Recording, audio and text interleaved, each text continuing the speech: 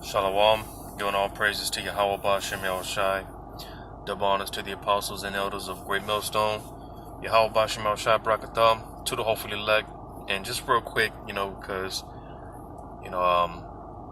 being a watchman, basically, the job of a watchman is to warn the people, right? So I just wanted to bring this out real quick, blowing the trumpet, so to say, which is spiritual because we just had the memorial blowing of trumpets, and the prophets, they've been blowing the trumpet spiritually, letting you know of the upcoming danger and whatnot, so this is just another one of those things, again, just to give a heads up, to those that are paying attention, right? Because I took this screenshot of a brother, of an article that he posted, from the looks of this, it looks like it was an article that he, it looks like an article from, what's that one website called, oh man, I used to go on it a lot, I forgot the name of it, but it's pretty common. Brothers use, they go to this website a lot because they bring out a lot of useful information, so to say. But nevertheless, again, this screenshot I took that a brother posted of this article that he posted, and it says 100 Afghan evacuees flown to U.S. flagged for. And I'm not going to say the T word because YouTube's algorithm will pick it up. The TERRORIST. That T word. So I'm gonna read it again. It says 100 Afghan evacuees flown to U.S. flagged for the what ties. All right, the T ties. Right. And just real quick, it says at least 100 Afghan refugees who were set to enter the U.S. have been flagged for their, the T ties, NBC News reports, and will now be sent to Kosovo, where they will undergo additional screening and review. Specifically, the 100 were flagged for possible ties to the Taliban of T groups. NBC detailed that of more than 30,000 evacuees from Afghanistan to the U.S., about 10,000 needed additional screening as of Friday, said the sources, and those about 100 were flagged for possible ties to the Taliban or the T group, the what groups. All right. And basically, again, like I said, just blowing the trumpet, man, because what could this possibly entail? Because, again, it's not definite, but, again, nevertheless, we ought to be on our watch. All right. Again, that's what the job of the watchman. They blow the horn, the trumpet, so to say, of any upcoming threat, so to say. All right. So what could this possibly entail? What could this possibly mean? All right. Because again, they're allowing all these Afghan refugees into America, right? And all this talk about the T word, all right, and all these other threats and whatnot. But what also do you have coming right around the corner? 9/11, and again, man, I don't think it's been any coincidence, because there is no such thing as coincidences when it comes to Yahweh Shemel Shai and when it comes to Esau, for the most part, because Esau, he's very detailed in the things. He's very calculated, all right, and then in the steps, the moves that he makes, So again, over the recent weeks and whatnot, you've been hearing a lot about what's going on in Afghanistan, and how they're allowing all these refugees to come into America, right?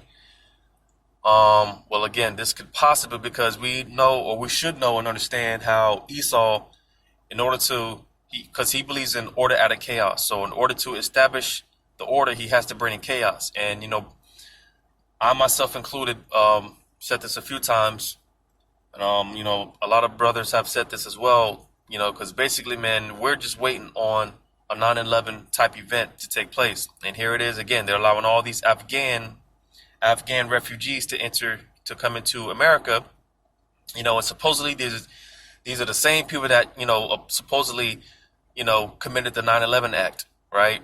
And what are the odds? What are the chances they're allowing these refugees to come in? So, and again, what are the chances? 9/11, all right, the memorial or whatever, remembrance or whatever is basically it's right around the corner. It's in a few days or so, another week or whatever the case may be. What are the odds? What are the chances something could happen? That's again what I'm just blowing the trumpet about. Just to give a heads up, to those that are paying attention. Because hey, man, we got to be on the lookout, man. Because hey, we're expecting all hell to break loose at any moment. Any day, anything can happen. Because hey, we're expecting, like I said, man, we're expecting, and you should be. If you're not expecting, you should be expecting something drastic to happen. All right, because all of our lives are drastically are about to change. Something's going to happen to where it's going to change everything. Just like 9/11, that changed, that changed up a lot of things, and again, man, just being on the lookout, because again, we're expecting something to happen. You see, Esau, he's got to do something to usher in, like I said, his order, because again, in order for them to bring order, there's got to be chaos. There's got to be an excuse, and this could very well, something could possibly happen to the point where this could give Esau the justification on, bringing in his draconian laws and his draconian measures, so on and so forth. Because I've also said, man, because, dealing with this, how Esau can usher in this thing, man, it's a number of ways on how this can play out. It's a number of ways, but we get a few precepts real quick. I'm going to get this.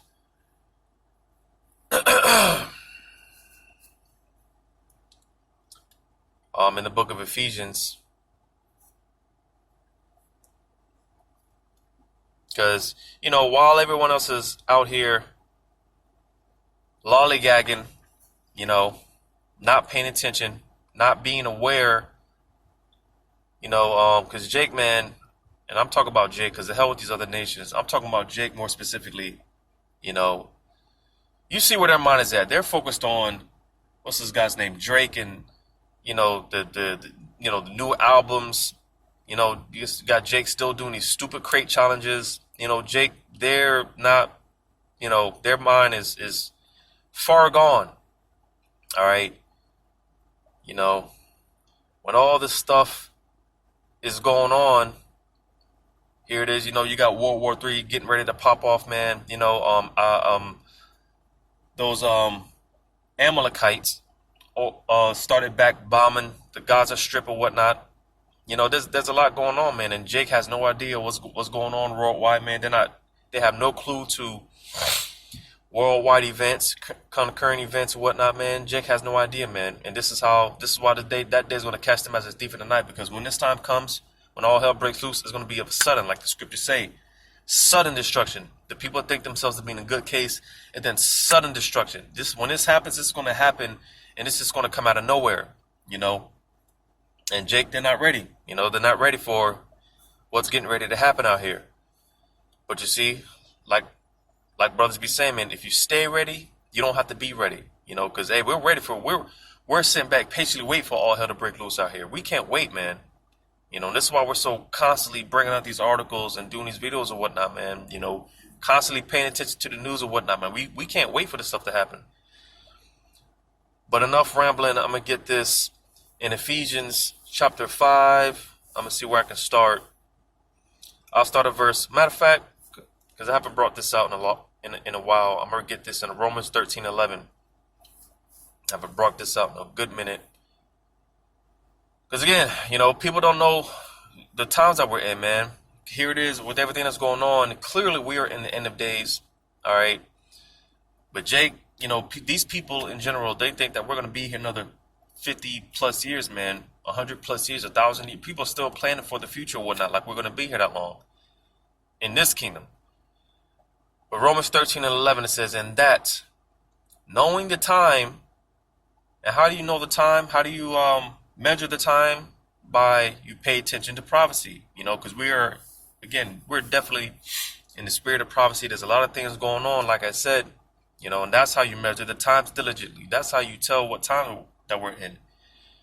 It says, knowing the time, that now it is high time to wake out of sleep.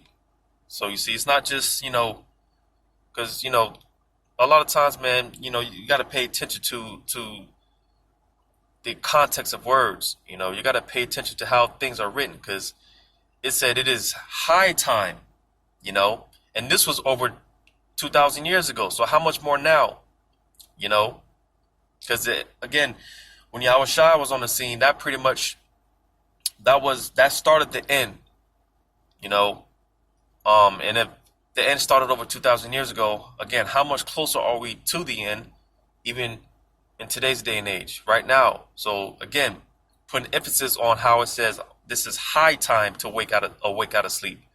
All right, because hey, man, we are at the Yahweh, he's right around the corner, man. Here it is with the I was planning on doing a video on this, but I'll probably upload it on BitChute, because you know how YouTube gets when you talk about Revelation 13, 16, and 17, but here it is. El Salvador just made was it? I think it was Bitcoin, a legal tender, going into cryptocurrency, digital currency. And there was another video I got, matter of fact, see if I can pull it up real quick.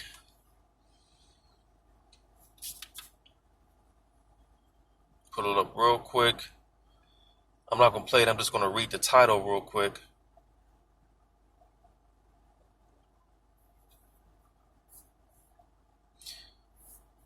So yeah,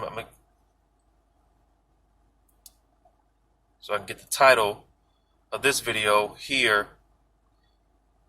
It says, after paying calls on federal government Reserve Bank to introduce digital currency.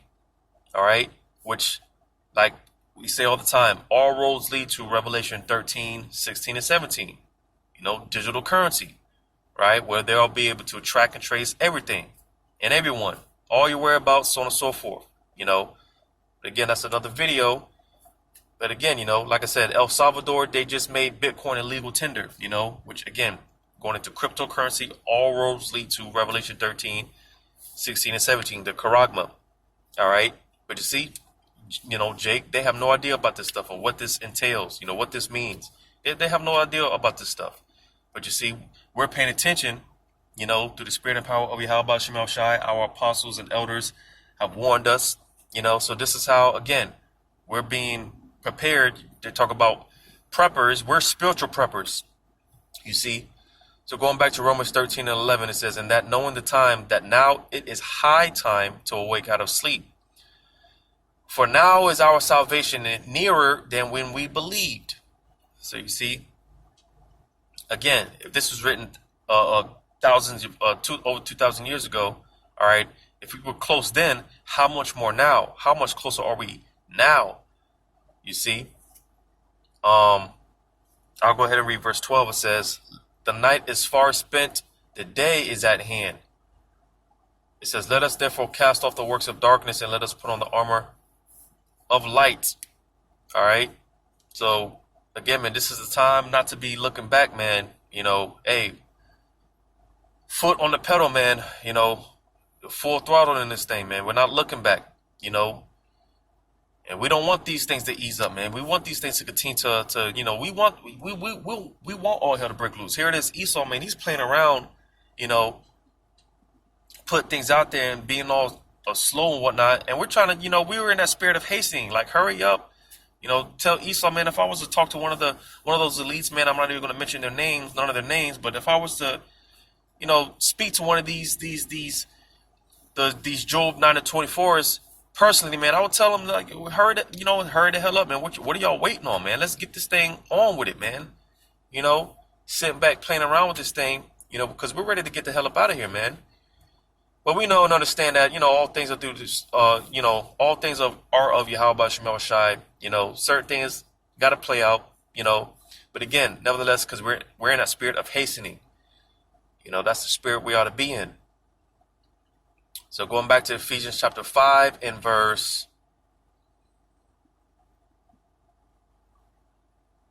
I'll start at verse 14. Ephesians 5 and 14, which this is what prompted me to read Romans 13 and 11. Ephesians 5 and 14, it says, "Wherefore he saith, Awake thou that sleepest, and arise from the dead, and the Hamashiach shall give thee light." Because, being in this world, which this world is full of darkness, being spiritually dead in this world, right? When you come into this truth, the spirit of Yahweh Shemel Shai enters into you, and he's the light. Yahweh Shai, he's our light. All right. So again, all these things that are, being done in the dark, so to say, they've been brought to the light, again, through the spirit and power of Yahweh Shemel Shai. And this is how, again, man, we've been brought back to life. The spirit of Yahweh Shemel Shai revives us, it quickens us, brings us to life. Because, again, we're not walking around here asleep and spiritually dead like these people, man.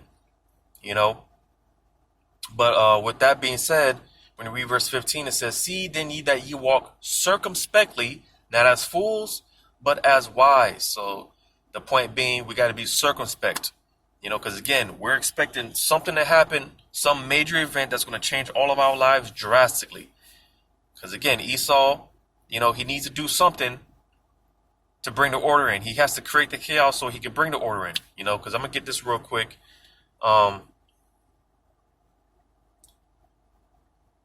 Because, Esau, he's a harbinger of death, right? And he's willing to do anything to establish this, NWO and whatnot. He's willing to go any lengths. He's willing to kill a lot of people, so on and so forth. Because, hey, in the crossfire, so to say, hey, a lot of people are going to end up dying. And this is a part of Esau's whole agenda of depopulation or whatnot, But I'm going to get this in St. John chapter 10 and verse 10. It says, "The thief cometh not but for to steal and to kill and to destroy." Because like I said, Esau, he's a harbinger of death. In the process, he's going to kill a lot of people to get his, establish his thing, because Esau doesn't care, man. He doesn't care about life. All he brings forth is death. And that's what's getting ready to happen, right? Just like with 9/11, a lot of people died. Did Esau shed a tear? Hell no, man. They were sent back, wherever they're at, their high tower, whatever, looking back, probably sipping some expensive wine, eating some expensive food. You're laughing about it, man. Because Esau, again, man, he doesn't care about life. He's anti-life. So I'm reading on, it says that I am come that they might have life and that they might have it more abundantly. And again, that's talking about Yahushua, because he is the light. All right. And he puts that light in us, his spirit in us, and again, it brings us back to life, and again, this is how, we're able to walk around here circumspectly, man, not, just walking around here, just spiritually dead, not knowing, not preparing, not knowing what's getting ready to happen out here, and that's the gift of Yahweh Shemel Shai, as well as his mercy, man, because, hey, he could just leave us out here not knowing what's, not preparing, because the scriptures say get that house in order, and again, that's what we're doing. That's why I said we're being spiritually preppers, preparing ourselves and whatnot, building our foundation on faith or whatnot, building our foundation in Yahweh Shemel Shai and whatnot, and this isn't something that the Lord has to do, because like I said, he can just leave us out here, and hey, we get swept, get taken out like when you're standing on the rug and they sweep the rug from under you, just completely get taken out.